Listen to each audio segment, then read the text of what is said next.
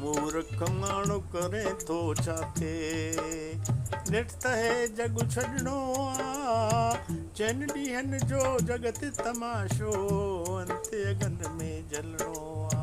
मूर्ख माण्हू करे थो छा थे, नेठ त है जग छॾणो आ, चइनि ॾींहंनि जो जगत तमाशो, अंते अगन में जलणो आ, अंते अगन में जलणो आ, अंते अगन में जलणो आ।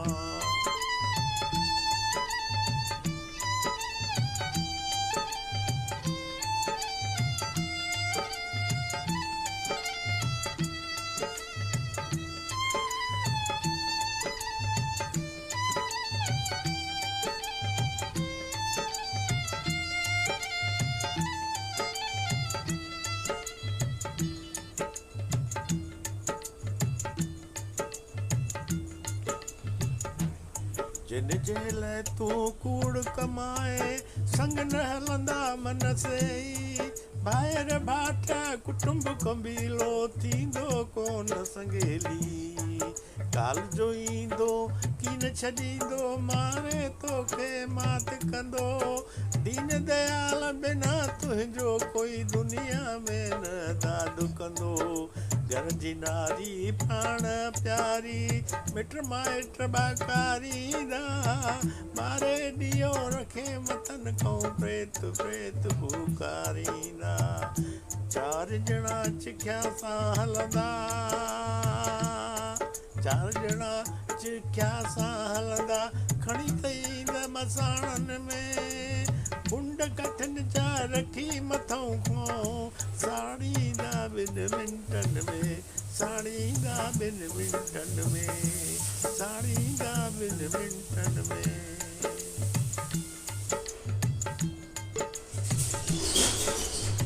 मूर्ख माण्हू करी थो छा थे, नेठ त है जग छॾणो आ, चइनि ॾींहंनि जो जगत तमाशो, अंते अगन में जलणो आ, अंते अगन में जलणो आ, अंते अगन में जलणो आ।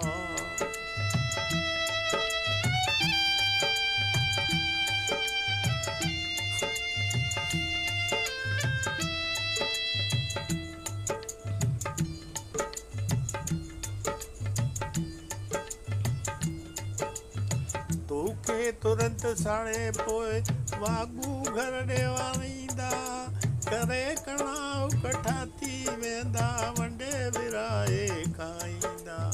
राम राम चई थींदा रवाना, लटा घर वञी लाहींदा, टे ॾींहं पाए पगड़ी वेही वक़्तु विञाईंदा। वाह गुरूअ जो नालो वठी पोइ नातो तुरंत निभाईंदा, माने महीने श्राद्ध कंदा, सभई विंदे विराए खाईंदा। नाले में तुंहिंजे तेले खे कुल ख़र्च लॻाईंदा, करे हिसाब हिकु जेतिरो कोई वंडे त विराईंदा। तुंहिंजा पुट पोतानो हर पैसे ते दंगो मचाईंदा, कयो अथई जो कमु ईंदुई, पोइ ईंदे तूं पाईंदे, कयो अथई जो कमु ईंदुई,